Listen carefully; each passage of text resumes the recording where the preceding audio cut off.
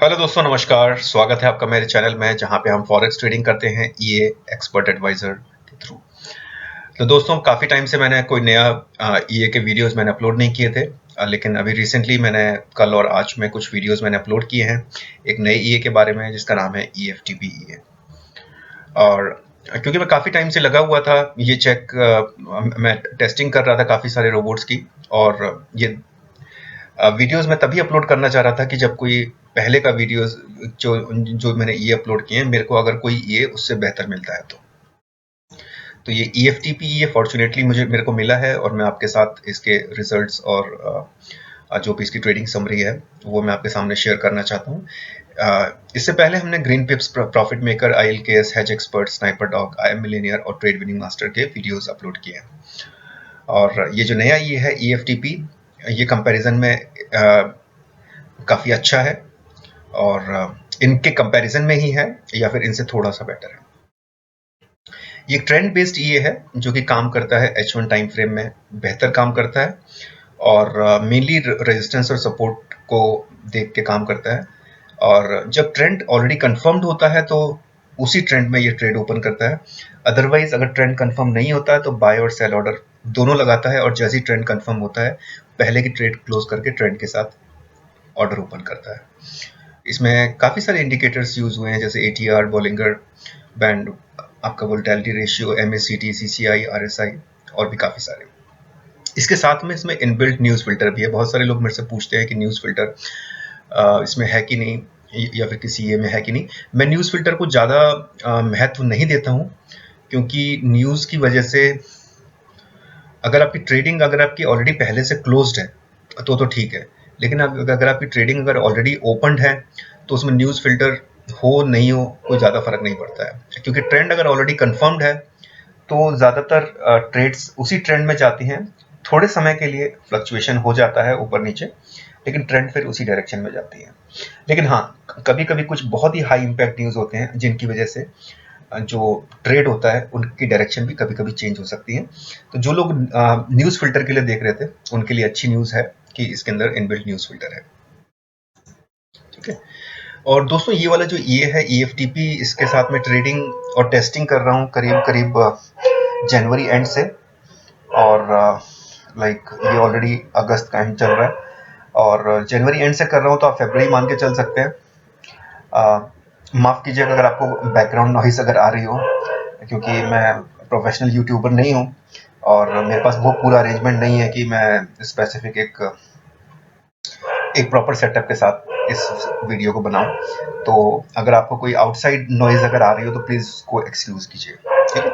इस वाले ये को मैंने बहुत सारे रियल और डेमो अकाउंट में मैंने ट्रेड किया है, टेस्ट किया है और चेक किया है, और बहुत सारे करेंसी पेयर्स के साथ। और बहुत अच्छी बात इसमें ये भी है कि ये गोल्ड के साथ बहुत अच्छा ट्रेड करता है, गोल्ड के साथ भी बहुत अच्छा ट्रेड करता है, क्योंकि बहुत कम ये ऐसे होते हैं जो कि गोल्ड और करेंसी पेयर दोनों के साथ अच्छा काम करते हैं। तो मैंने और मेटल को तो टेस्ट नहीं किया, मैंने सिल्वर वगैरह को या पैलेडियम को या फिर प्लेटिनम, मतलब मैंने उन सबको तो चेक नहीं किया, लेकिन हाँ, गोल्ड के साथ मैंने चेक किया और काफ़ी अच्छा ये काम करता है।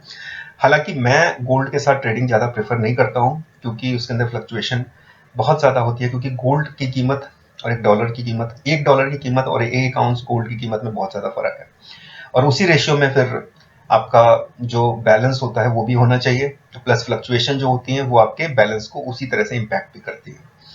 मैंने अभी कुछ वीडियोस ऑलरेडी अपलोड किए हैं, आप कृपया उनको देखें अपने डेमो और रियल अकाउंट, जिसमें मैंने EFTP ये को यूज़ किया है।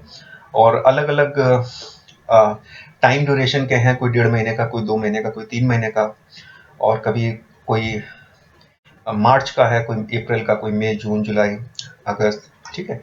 तो ये सब के हैं, क्योंकि मैं हमेशा एक ही अकाउंट पे एक ही अकाउंट पे एक ही ये हमेशा रन नहीं करता हूँ। विड्रॉल की ज़रूरत होती है तो विड्रॉ भी कर लेता हूँ, और प्लस अलग अलग ब्रोकर की कंपैटिबिलिटी भी चेक करनी होती है कि ना कौन सा ब्रोकर ये के साथ ज़्यादा अच्छा काम कर रहा है। इसीलिए मैं अलग अलग ब्रोकर भी यूज़ करता हूँ, अलग अलग पेयर भी यूज़ करता हूँ। तो कुल मिला के मैं डाइवर्सिफाई करता रहता हूँ। ठीक है। तो और अगर मैं सारे जितने भी ट्रेडिंग अकाउंट हैं अगर एक ही वीडियो बनाऊंगा तो काफ़ी लंबी हो जाएगी, इसीलिए मैं छोटे छोटे वीडियोस बना रहा हूँ, जिसमें मैं दो दो अकाउंट के आपको ट्रेडिंग रिजल्ट जो है आपको शेयर कर रहा हूँ। और उम्मीद है ये आपके लिए ज़्यादा बेटर होगा। अदरवाइज 3-4 घंटे का अगर एक वीडियो हो जाए तो शायद आप उसको पूरा नहीं देख पाएंगे। और ये वीकेंड ऑलरेडी चल रहा है, आज सैटरडे है, और मैं आज या कल में एक गूगल ड्राइव पे एक फोल्डर बना दूंगा और उसके अंदर सारे जो भी मैं आपको रिपोर्ट्स या फिर स्क्रीनशॉट शेयर कर सकता हूँ, जो भी मैं रिजल्ट आपके सामने दिखा रहा हूँ उसके स्क्रीनशॉट या फिर रिपोर्ट्स जो भी मैं आपके सामने शेयर कर सकता हूँ, वो उस फोल्डर में डाल के उसका लिंक आपके सामने डिस्क्रिप्शन में शेयर कर दूंगा। आप प्लीज़ डिस्क्रिप्शन एक बार ज़रूर चेक कर लें। चलिए ज़्यादा बात नहीं करके हम सीधे ट्रेडिंग की तरफ जाते हैं। ये एक अकाउंट है, रियल अकाउंट है, और कितने से स्टार्ट किया था वो मैटर नहीं करता है अभी। आप सिर्फ ये देखिए कि इनमें ट्रेडिंग किस तरह से ओपन हुई है और क्लोज हुई है, राइट। तो हम, क्योंकि आप ज़्यादातर लोग जानते होंगे जिनने मेरे साथ पहले इंटरेक्ट किया है, मैं सबको ये सजेस्ट करता हूँ कि $1000 से कम पे आप ट्रेडिंग ना करें। कम से कम किसी ईए के साथ आप ट्रेडिंग ना करें। अगर आप मैनुअल ट्रेडिंग करते हैं तो आप 100, 200, 500 आपको जितनी मर्जी हो आप करें, लेकिन किसी भी ईए के साथ, एक्सपर्ट एडवाइजर के साथ जिसमें ऑटोमेशन ट्रेडिंग होती है, आप $1000 से कम पे ट्रेडिंग ना करें। मैं मैनुअल ट्रेडिंग को अभी भी बेहतर मानता हूं, क्योंकि मैनुअल ट्रेडिंग में आपके ऊपर कंट्रोल ज़्यादा होता है। ये उनके लिए बहुत अच्छा है जिनका कोई प्रॉपर एक सेटअप नहीं है, मतलब कि जिनको प्रॉपर एक्सपीरियंस नहीं है कि किन्हें कैसे ट्रेड करते हैं, कि जिनका कोई ट्रेडिंग प्लान नहीं है। अगर वो एक अच्छे ईए का चुनाव करते हैं तो उनके लिए बेटर ऑप्शन है। लेकिन पहले आपको ये समझना पड़ेगा कि आप फॉरेक्स में से आप क्या चाहते हैं, फॉरेक्स से आप क्या अचीव करना चाहते हैं, और फॉरेक्स आपके लिए सूटेबल भी है कि नहीं, क्योंकि फॉरेक्स सबके लिए सूटेबल नहीं होता है। 90% लोग सिर्फ प्रॉफिटेबिलिटी देख के फॉरेक्स में आ जाते हैं। दोस्तों, जितना आप प्रॉफिट कमाओगे उससे ज़्यादा उसमें रिस्क है और उससे ज़्यादा उसमें लॉस की संभावना है। लेकिन हाँ, अगर आप बहुत लकी हो या फिर अगर आप डिसिप्लिन्ड हो और सही तरीके से ट्रेडिंग करते हो, आपका रिस्क और मनी मैनेजमेंट सही है, तो डेफिनेटली आप सक्सेसफुल हो सकते हो। लेकिन मैं फिर से आपको बता दूं कि कोई भी ईए, कोई भी एक्सपर्ट एडवाइजर, कोई भी रोबोट आपको जीतने की गारंटी नहीं देता है। वो सिर्फ आपकी ट्रेडिंग को आसान बनाता है, क्योंकि फॉरेक्स मार्केट पे किसी का कंट्रोल नहीं है, ना आपका, ना मेरा, ना किसी एक्सपर्ट एडवाइजर का।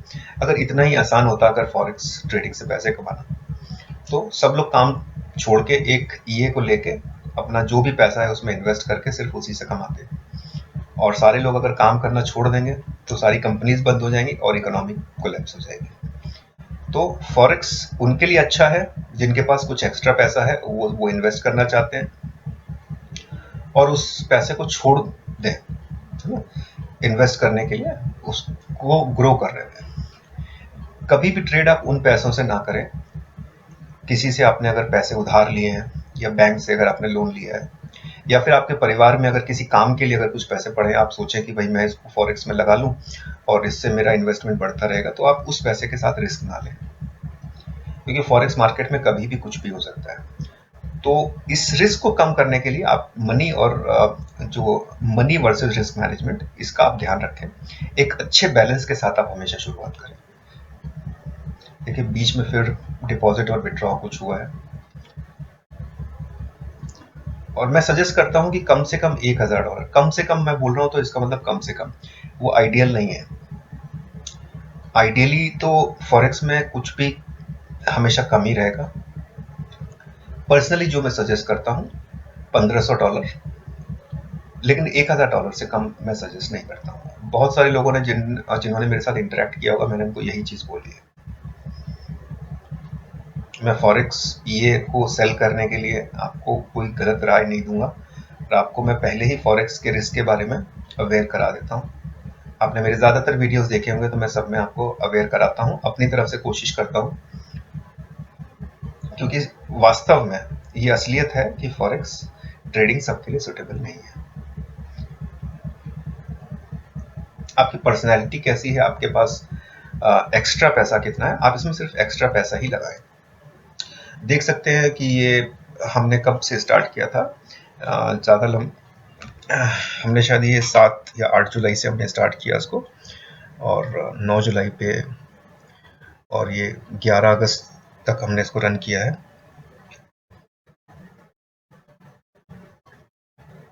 ठीक है, तो हमने डिपॉजिट इतना कर लिया, विड्रॉ इतना कर लिया, ये 11 अगस्त तक।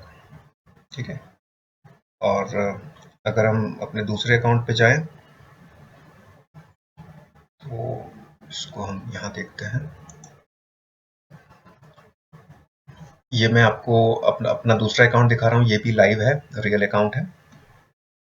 और मेरे को पता नहीं मैंने कितने बैलेंस के साथ शुरू किया, क्योंकि बैलेंस इससे पहले दिखा रहा होगा, क्योंकि मैं अलग अलग ईए को यूज़ करता हूँ, या फिर कभी कभी मैं फॉरेक्स ट्रेडिंग में हमेशा कंटिन्यूस नहीं करता हूँ, कुछ दिन के लिए कभी कभी फॉरेक्स ट्रेडिंग छोड़ भी देता हूँ। तो कितने बैलेंस से शुरू किया ये हम बाद में पता लगा सकते हैं। हम अपने जो भी प्रॉफिट है और जो बैलेंस है उसके साथ हम इसको पता लगा सकते हैं। लेकिन जैसा कि मैंने आपको बताया कि 1000 से कम पे आप ट्रेडिंग ना करें। अगर आप 4-5 पेयर आप यूज़ कर रहे हैं तो आप $1000 पर पेयर के हिसाब से कर सकते हैं। नहीं तो अगर आप एक पेयर करते हैं तो कम से कम $1500 मैं सजेस्ट करता हूँ। कोई ज़रूरी नहीं कि आप इसको माने। चलिए आप इस अकाउंट को देखते हैं। तो हमने कितने से स्टार्ट किया वो इतना मैटर नहीं करता, आप सिर्फ ये देखें कि ट्रेड किस तरह से ओपन हुई है, क्लोज हुई है, यही इंपॉर्टेंट है।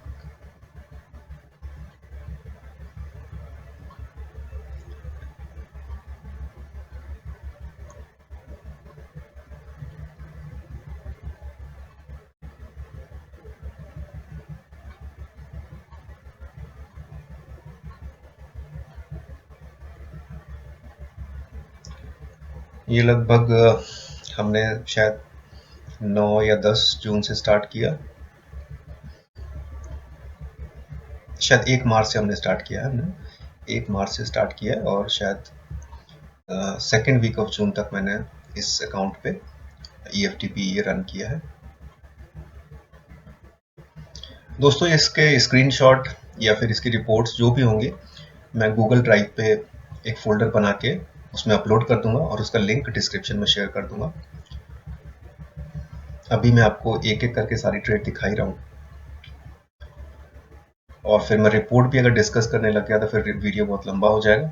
वीडियो मैं अकाउंट नंबर एग्जैक्टली आपको शो हो ही रहा होगा, आप उसके हिसाब से आप देख सकते हैं। मैं सारे में एक ही साथ डिस्क्रिप्शन में डाल दूंगा लिंक, और उसके अंदर एक फोल्डर होगा जिसके अंदर मैं सारे अलग अलग अकाउंट्स के रिजल्ट ऑलरेडी शेयर कर दूंगा। रिपोर्ट्स होंगी या फिर स्क्रीनशॉट होंगे, जो भी मैं अभी प्रोवाइड कर सकता हूँ। काफ़ी समय तक इस ईए को देखने के बाद ही मैंने इसके वीडियोस बनाने शुरू किए हैं। और वीडियोस बनाने क्या शुरू किए हैं, बस मैंने इसी वीक मल्टीपल वीडियोस इसके बनाए हैं। बाकी मैं लगा हुआ हूँ और किसी अच्छे ईए की तलाश में।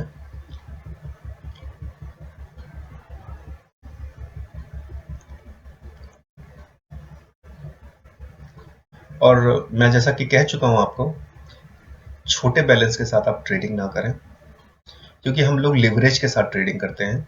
आपको शायद लिवरेज आपको पता होगा, जब भी आप कोई फॉरेक्स अकाउंट अपना बनाते हैं किसी ब्रोकर के साथ, वो पूछता है कि आप किस तरह का अकाउंट चाहते हैं और क्या लिवरेज चाहते हैं। तो मान लीजिए आप 1:500 अगर आप सेलेक्ट करते हैं, इसका मतलब ये हुआ कि आप $1 लगा के आप $500 पे ट्रेडिंग कर रहे हैं। तो सोचिए, अगर आप $1 लगा के $500 के ऊपर ट्रेडिंग कर रहे हैं, तो यानी $500 अगर आपके पास है तो आप $25,000 की ट्रेडिंग कर रहे हैं। तो जितना रिस्क उसमें है तो प्रॉफिट भी उसी रेशियो में होता है, लॉस भी उसी रेशियो में होता है। या तो आपका अकाउंट अगर बहुत बड़ा है तो आप 1:1, 1:2 या फिर 1:3 लिवरेज के साथ ट्रेडिंग करें। नहीं तो ज़्यादातर वही 500, 1000, 1500, 2000 जो भी होता है उस पर हम लोग लिवरेज यूज़ करते हैं। इस बात का ध्यान रहे दोस्तों कि ज़्यादातर 98% लोग फॉरेक्स में पैसा लूज करते हैं, सिर्फ 2% लोग ही पैसा कमाते हैं। और 2% भी वो होते हैं जो कि प्रोफेशनल ट्रेडर्स होते हैं, जो कि बहुत डिसिप्लिन्ड होते हैं, जिनका एक ट्रेडिंग प्लान होता है, जिनका एक पर्टिकुलर स्टॉप लॉस होता है, जिनको पता है कि मैं इतना लॉस झेल सकता हूँ और इतना मेरा प्रॉफिट का टारगेट है, या फिर जो मेरा प्रॉफिट गोल है मंथ का, है ना, अगर वो अचीव कर लेते हैं तो फिर उसके बाद वो ट्रेड नहीं करते हैं। ओवर ट्रेडिंग ना करें। अगर आपका टारगेट अचीव हो गया है तो ओवर ट्रेडिंग ना करें।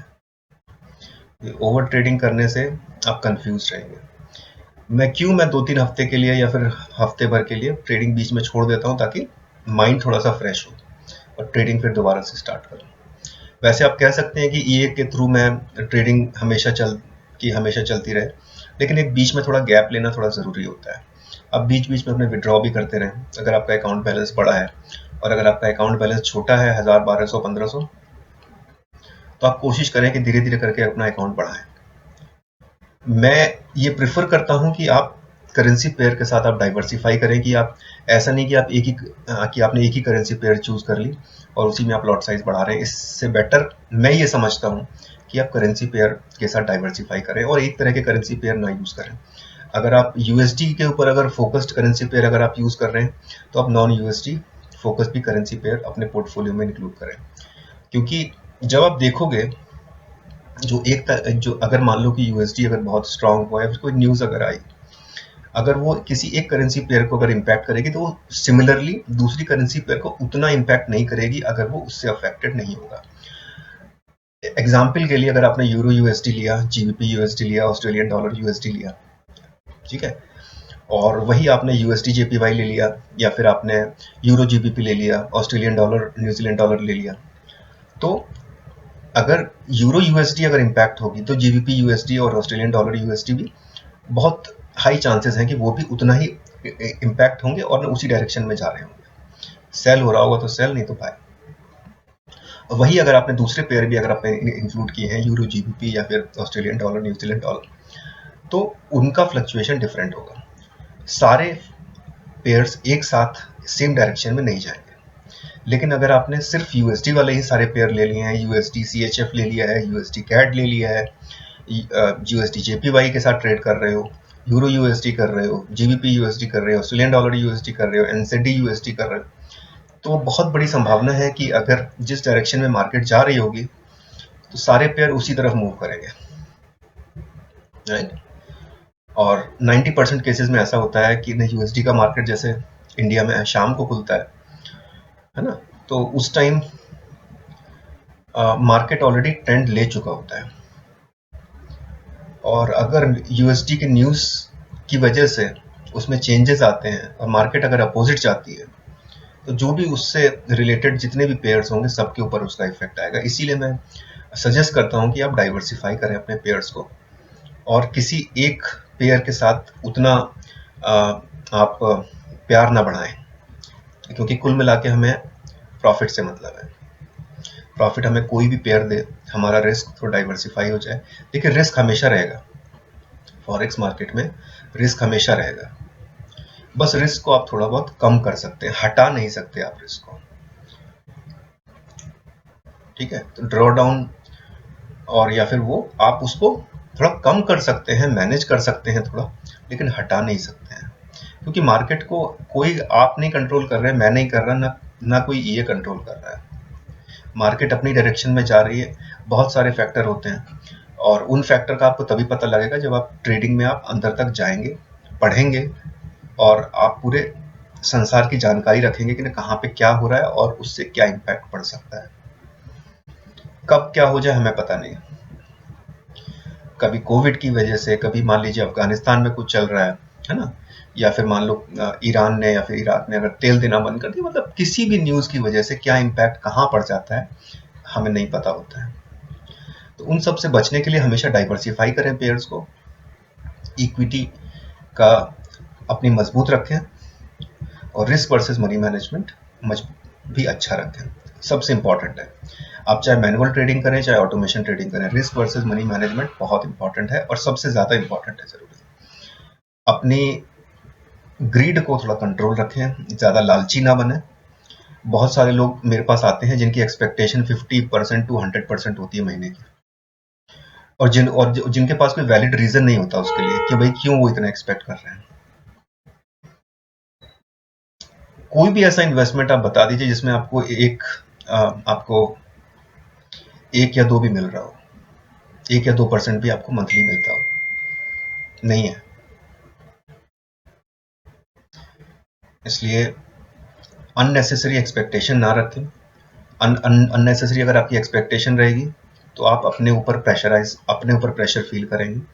आप ईए को लॉट बढ़ाने के लिए वो करेंगे कि मैं लॉट बढ़ा दूं तो मैं जल्दी पैसे कमा लूंगा। लेकिन आप जितना ज़्यादा रिस्क लेंगे उसका 10 गुना ज़्यादा रिस्क आपको अभी दिखाई नहीं पड़ रहा, लेकिन वो बाद में आएगा, तब आप उसको मैनेज नहीं कर पाएंगे। एक्सपेक्टेशन मत रखें ज़्यादा, रिस्क वर्सेस मनी मैनेजमेंट अच्छा रखें, इक्विटी बैलेंस मजबूत रखें, तभी आप लंबे टाइम तक फॉरेक्स में सस्टेन कर पाएंगे। और फॉरेक्स सबके लिए सुटेबल नहीं है, जैसा कि मैं पहले भी बता चुका हूँ। सिर्फ प्रॉफिटेबिलिटी देख के आप फॉरेक्स में ना आए। आप देखें कि आप फॉरेक्स में आना क्यों चाहते हैं। आप फॉरेक्स सीखना चाहते हैं तो आप बिल्कुल फॉरेक्स सीखिए, बहुत ज़रूरी है और बहुत अच्छी बात है कि आप फॉरेक्स सीखें, साथ में आप ट्रेडिंग भी करें, डेमो अकाउंट पे ट्रेडिंग करें, कोई बात नहीं। लेकिन लोगों को जल्दी होती है, वो डायरेक्ट रियल अकाउंट के ऊपर आ जाते हैं। लेकिन जिनको सीखना होता है वो लोग पहले सीखते हैं, पहले डेमो पे ट्रेड करते हैं, तब जाके लाइव ट्रेडिंग करते हैं। ये आपकी इन सब कोशिश में काफ़ी आपकी हेल्प कर देता है, आपको आसान कर देता है आपकी ट्रेडिंग। लेकिन मैनुअल ट्रेडिंग का जो कंट्रोल होता है वो अपना ही होता है।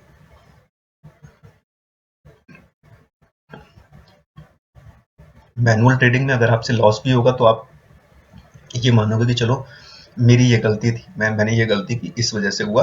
आप उस गलती से सीखेंगे और आगे बढ़ेंगे।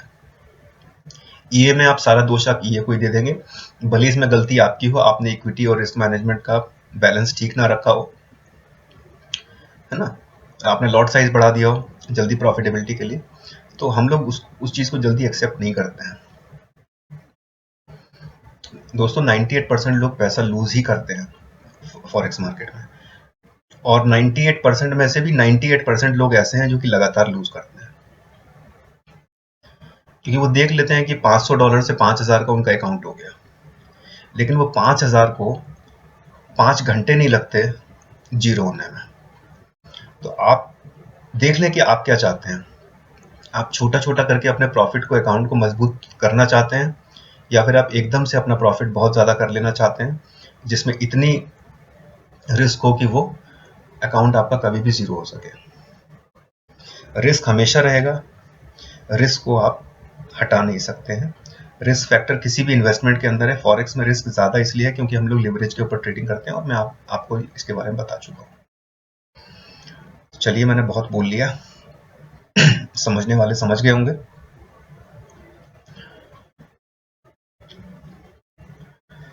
चलिए, अब डिपॉजिट के ऊपर ना जाएं, क्योंकि डिपॉजिट मैंने इससे पहले उसमें किया होगा, तभी इतनी सारी ट्रेड इसमें हुई है। आप प्रॉफिटेबिलिटी आप देख सकते हैं, लगभग 3 महीने से थोड़ा सा ज़्यादा का है रिजल्ट, लाइक 1 मार्च से लेकर 9 जून। और ये प्रॉफिटेबिलिटी है, क्या विड्रॉ है, ये सब आपके सामने दिख रहा है। और इसकी रिपोर्ट भी मैं क्रिएट करके या फिर स्क्रीनशॉट जो भी मैं कर पाऊंगा, मैं उस लिंक में शेयर कर दूंगा, आप उसको चेक कर सकते हैं। चलिए, बहुत अभी के लिए इतना हो गया। ऑलरेडी 23-24 मिनट की वीडियो बन चुकी है, मैं इसको और लंबा नहीं करना चाहता। तो दोस्तों, मेरे कॉन्टैक्ट डिटेल्स ऑलरेडी डिस्क्रिप्शन के अंदर हैं। आप मेरे को टेलीग्राम के थ्रू या फिर ईमेल के थ्रू आप मेरे साथ कनेक्ट हो सकते हैं। और अपना ध्यान रखिए, और फॉरेक्स में ओवर एक्सर्शन मत कीजिए, ओवर ट्रेडिंग मत कीजिए, ज़्यादा अपने आप को प्रेशराइज नहीं कीजिए, ठीक है। और अपने परिवार के साथ अच्छा समय बिताइए, खुश रहिए, प्रसन्न रहिए, स्वस्थ रहिए। आपका दिन शुभ हो। धन्यवाद।